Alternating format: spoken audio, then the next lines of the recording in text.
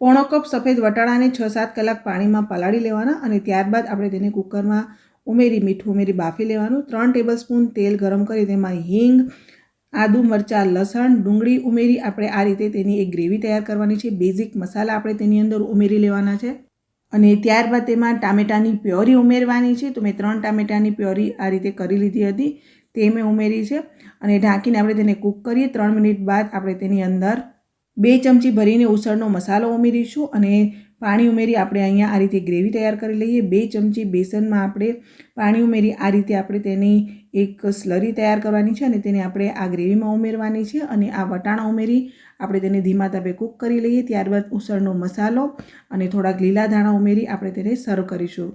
Detail recipe તમને મારી YouTube channel પર મળી જશે। વડોદરાના ફેમસ આ સેવ ઉસળની રેસીપી પસંદ આવી હોય તો લાઇક, શેર, કોમેન્ટ અને સબસ્ક્રાઈબ કરજો।